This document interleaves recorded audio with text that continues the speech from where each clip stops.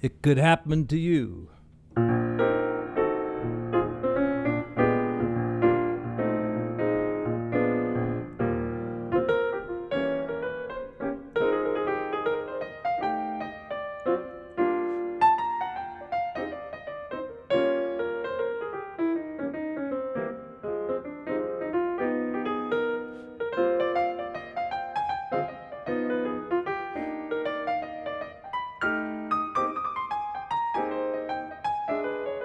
Hey everyone, video number 3 here on It Could Happen to You. We're going to cover this time the scales that fit with the chords. And that's, if you're going to take a solo in this song, it's helpful to know what scales go with what chords. Now, I got to say, when you listen to, famous jazz musicians and then you try to analyze their solos, you'll find many times that what they play doesn't really fit the scale you might expect, or it doesn't seem to fit into any scale at all. Because, once you kind of move past the chord and scale kind of way of doing things, and you just kind of pour out the melody that's in your heart, and a lot of times, it'll be something a little bit different than what the chords may indicate. So anyway, here we go. And, I'll use some pretty basic voicings here, but, a lot of rootless voicings probably. So here we go. We're going to do E, flat major. What do you think? What do you think, gang? What scale's going to work here? All right, the bebop scale. It's just the major scale with a passing tone right there. And, you could put passing tones anywhere. A lot of things will work. But that's the classic place to put it, on a major chord. Then we're going to go to this little change. That's a 2-5-1. See, 2-5-1 G C F. So I could just think in F minor, and just go. Yes, thinking in F minor there. Or I could try to follow the scales, but you don't have much time on each one. You could do. What do you call this? Lydian sharp 2 on this one. No, Locrian sharp 2. And then the diminished scale on this one, it's almost the same too. And if you're doing eighth notes, you only got time for 4 notes on each chord there. So it's hard to say you are really doing scales for each chord there when it just seems pretty basic.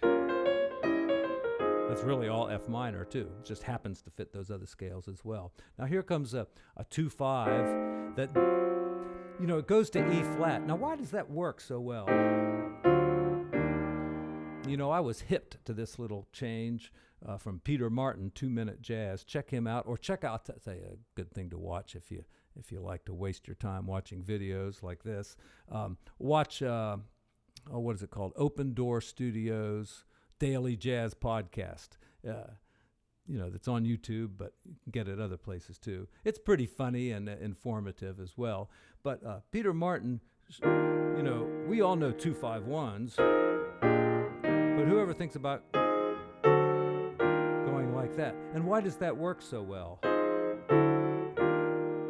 Well, because look at E flat major. This is a sub for E flat major, G minor 7th. And you see it has mostly the same notes. In fact, E flat major 9, it is exactly the same. And, what's a dominant chord that would precede that? D7. Right? So that's why it sounds good to go from there to there, and sounds okay with the E flat too. At least that's my opinion. All right, so how do we get those scales? All right, once again, I'm using this Locrian sharp 2. All right, and then I'm going to a D altered, and then E flat major. And, like I say, you only got, if you're doing eighth notes, you only got time for 4 eighth notes on each chord. And it turns out that the ones I picked for A minor 7 flat 5, I just used the Locrian mode that time, was exactly the same as the notes I was using for the D altered there. So, like this is really, I think, the way, especially most horn players are going to solo is they tend to simplify the changes, because if you just think of the dominant chord instead of the 2 chord and the 5 chord, you have a little bit more room to run, I guess. So like from the beginning, if I just thought E flat major 7th, and then C 7th, F minor, D, E flat, and here I'm going to use the minor 7 flat 5 like they say. All right, and I used C 7th diminished scale. F minor, that's going to be the E flat, that's the 2 chord, so just stay in E flat. D flat dominant. Okay, now, you got to think. Dominant chords take so many different kinds of scales, but generally, the one that is going to sound the best is the one that fits the original melody of the song. And here we have a flat 5 there. See, we got the 2 in there. So that kind of rules out the altered scale. Right? I mean, it might sound okay, but it sounds a little bit foreign if I use, see, it looks like the beginning of a whole tone here, but I want that 7th in there too. I don't want all whole tone. So this is called Lydian dominant. That's the Lydian part, and that's the dominant part. And what scale does that come from?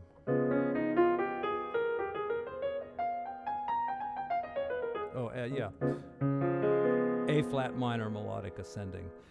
This stuff does get complicated, I'll grant you that. But if you learn to think through it, you can eventually get to the point where your fingers know it and you don't have to think about it. So I'm going to use Lydian dominant. It's got a whole tone part here and like a little diminished part right here. All right.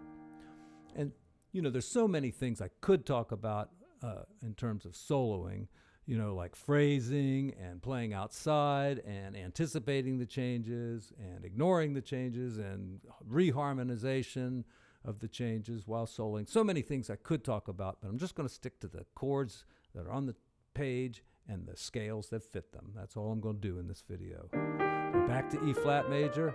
All right, here's another 2-5-1. The best way, if you have enough time, is Locrian sharp 2. Yeah, that's F minor melodic ascending, and then G altered. That's A flat minor melodic ascending. That's where the scale comes from, but you don't want to think in 2 keys at once. When you hit G altered, you don't want to think, well, go up a half step and do A flat minor melodic ascending. Then you're thinking A flat, and then you forget what's going to come next. Think of it as a G altered scale and learn it that way. I do that with every single altered scale. Yeah, I can do it with all of them. I don't even know where I am now. Oh, yeah. I'm doing D minor.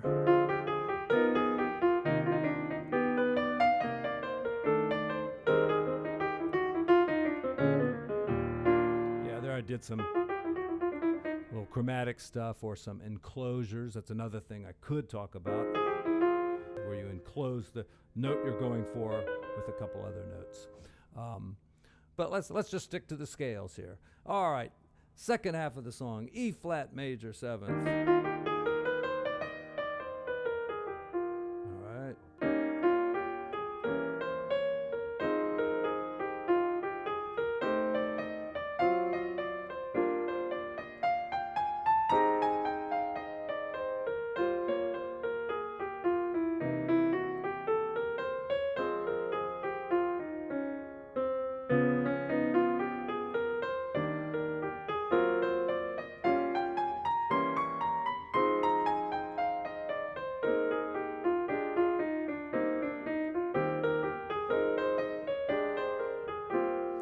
So that's called scaling, where you're just basically going up and down the scales for each chord with the right scale.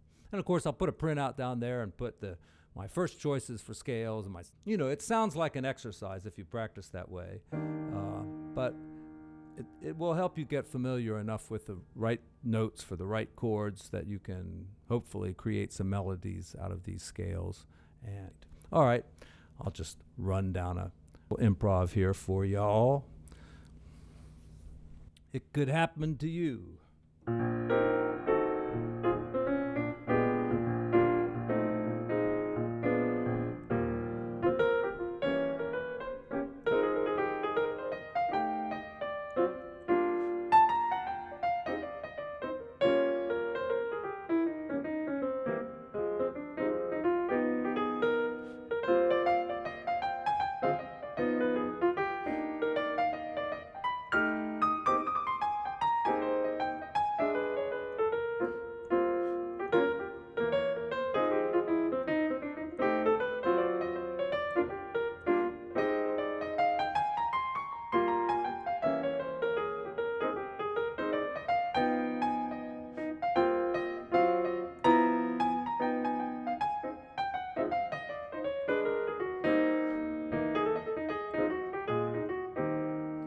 All right, so I did a few things in there that I didn't talk about. One thing I did was a pentatonic scale on like a B flat altered.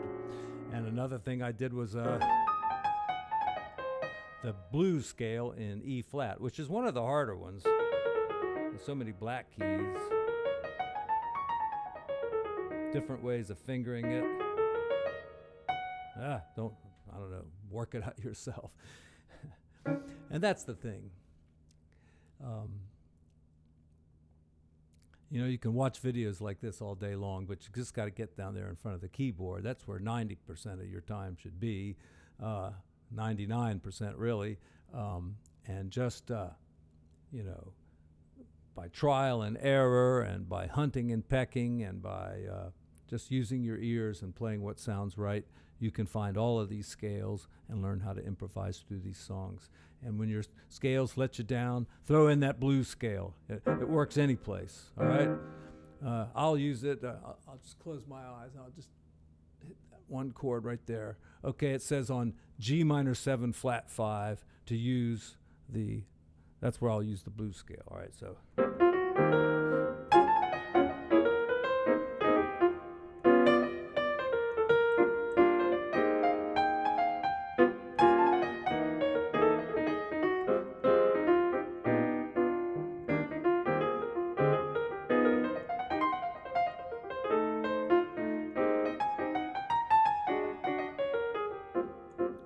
Bit of blues scale usage there. Okay, thanks so much. Hit that subscribe button, ring the bell, give me one of these. See you again real soon.